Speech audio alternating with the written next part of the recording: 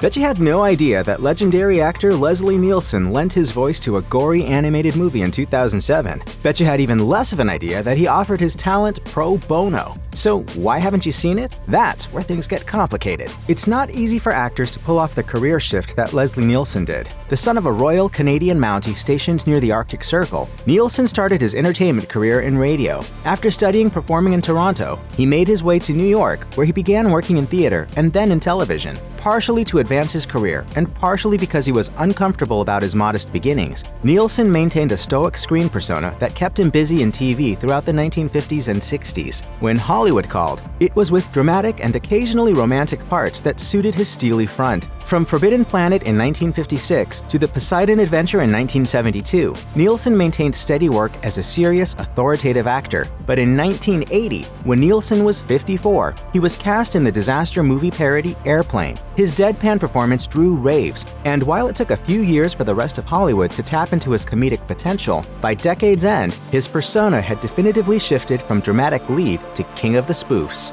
Surely you can't be serious. I am serious, and don't call me Shirley.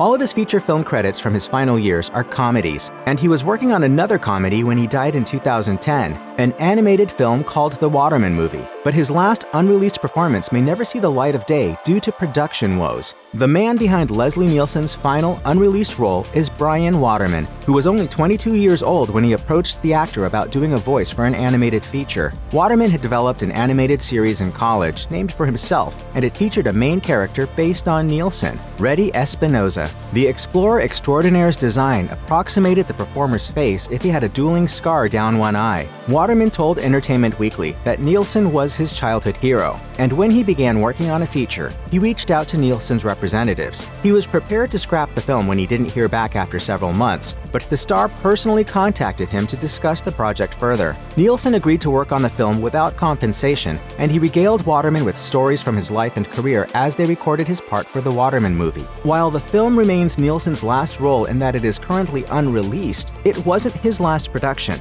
Recording sessions were done by phone in 2007 over 2 days. In the years between recording his lines and his death, the actor made 6 more movies. Nielsen completed all his lines before he died and told Waterman he would help to promote the film once it was completed. The two hit it off and would regularly converse up until Nielsen's death. Waterman said that the last time they talked was before Thanksgiving 2010. The comic actor who played the hapless American detective Fran Drebin in the Naked Gun movies has died.